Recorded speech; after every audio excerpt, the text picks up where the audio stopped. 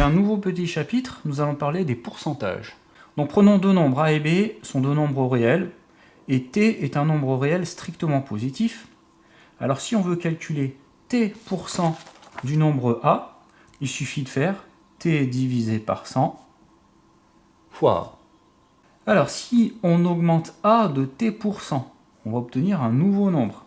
C'est-à-dire que si je prends le nombre de départ, ça vaut A, et j'augmente par exemple le prix de T%, j'obtiens un nouveau prix.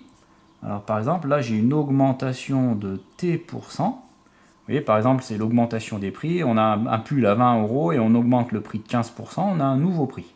Alors si on veut calculer le nouveau prix, il suffit de prendre le prix de départ, donc le prix de départ c'est A, plus calculer l'augmentation, c'est-à-dire T% fois A. Ça correspond à l'augmentation, plus donc le prix de départ. Or, quand on a un facteur commun ici, on a A et A, lorsqu'on a un facteur commun en mathématiques, on peut faire B égale A multiplié par, alors A fois 1, ça nous donne A, plus A fois T%, ce qui nous donne une formule simplifiée. Vous pouvez aussi bien utiliser celle-ci que celle-ci, les deux veulent dire la même chose. Celle qu'on a utilisée lorsque nous faisions le foisonnement avec les volumes, c'était plutôt celle-ci. Cette deuxième formule qu'on a plutôt tendance à utiliser. Mais si vous avez du mal avec celle-ci, vous pouvez prendre celle-là. Le résultat sera le même. Alors, le nombre 1 plus T%, ce nombre-là, ça s'appelle le coefficient multiplicateur. Coefficient multiplicateur. On fera des exemples tout à l'heure, à la fin du cours. Ensuite, si maintenant c'est la période de solde, j'ai juste oublié un truc. Donc on peut rajouter ici que pour passer de A à B, on multiplie par le coefficient multiplicateur, c'est-à-dire 1 plus T%. Alors maintenant, on imagine que ce sont les soldes, le prix va diminuer. On prend un prix de départ et le prix diminue de T%. On obtient donc un nouveau prix soldé. Donc, pour calculer ce nouveau prix, en fait, on va prendre le prix de départ, mais au lieu d'additionner, maintenant, on va soustraire, et on va soustraire le pourcentage qui diminue, donc T% fois A. Du coup, comme on a un même nombre, on peut mettre un facteur commun, B égale A fois 1 moins ce qui diminue, T%. Et c'est plutôt cette formule-là qu'on utilisera. Du coup, le nombre 1 moins T%, ça s'appelle le coefficient multiplicateur. Ça a le même nom que précédemment. Coefficient multiplicateur. Et du coup, pour passer d'ici à ici, on peut rajouter une petite flèche. On multiplie par 1 moins T%. Alors, on va passer aux exemples. Ça sera peut-être plus simple. Premier exemple, calculer 7% de 250. Donc c'est très simple. On veut calculer 7%, donc 7 divisé par 100, fois 250. Alors, on tape à la calculatrice, tac, tac, tac, ça fait 17,5. Donc 7% de 250, ça correspond à 17,5 par rapport à 250.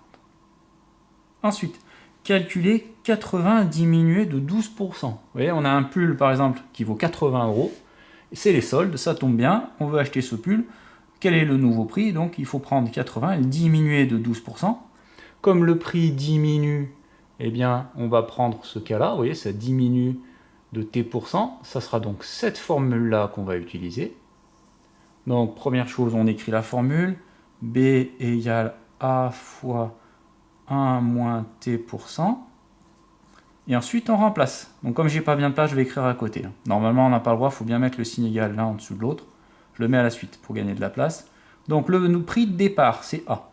Donc c'est 80 € fois 1 moins, ça diminue de 12%. Donc 12%. Quand on tape ça à la calculatrice, il faut bien mettre les parenthèses. Alors 80 fois 1, moins 12%, ça fait 70,4 euros. Donc le nouveau prix est de 70,4 euros. Enfin, dernier exercice, calculer le pourcentage que représente 7,5 par rapport à 150.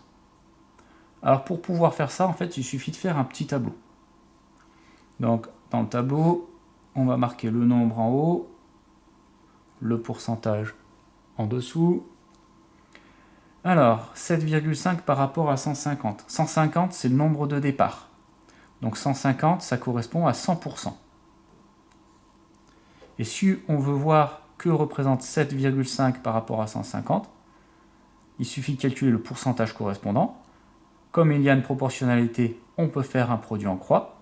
Donc on fait 7,5 fois 100 sur 150 et ça nous donne x. Donc ça fait 7,5 fois 100 divisé par 150. Ça correspond à 5%. Donc 5%, c'est la même chose que 7,5 par rapport à 150.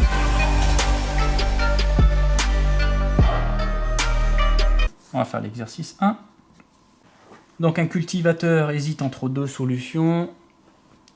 Il vendre immédiatement 250 quintaux de céréales à 16,50 €. En fait, il va attendre quelques mois, attendre que le prix du quintal augmente de 3,8% et il vend à ce moment-là. Et donc, quel est le prix total? Donc, il faut calculer le prix avec l'augmentation des 3,8%. Pour calculer le prix, en fait, c'est une augmentation. Donc, on prend le prix de départ multiplié par 1 plus T%. Ça, c'est la formule qu'on a vue dans le cours. Donc, le prix de départ, c'est 16,50 €. Multiplié par 1 plus, alors l'augmentation c'est 3,8%. 3,8%. Ce qui nous donne 17,127, donc soit 17,127 € le quintal. Mais on sait qu'au total, il en a 250 quintaux à vendre. Donc le prix total, ou le prix de vente, ça sera 250 quintaux fois le prix d'un quintal, 17,127, ce qui nous donne 4281,75 €. Ça sera le prix de vente au total de l'agriculteur. Alors, l'exercice 4. Alors, avec l'option A, on va tout d'abord calculer le prix sans réduction. On sait que c'est 10 centimes le kilomètre et on a 500 km à faire. Donc le prix, ça sera 0,10 € fois 500, ce qui nous donne un prix total de 50 €. Ça, c'est sans la réduction. Ensuite, dans l'option A, on sait qu'ils vont prendre un billet au tarif groupe donnant droit à une réduction de 25% sur le prix. Donc on va calculer le nouveau prix. B, on sait que c'est égal à A fois 1 moins T%, puisqu'il y a une diminution de 25%. Donc c'est le prix de départ, 50 € fois 1 moins 25%, ce qui nous donne 37,5 €. Ça, c'est le prix de un élève. Or, dans la classe, on a 24 élèves. Donc le total, le prix de la classe, ça sera 24 élèves fois 37,5, ce qui nous donne un total de 900 €.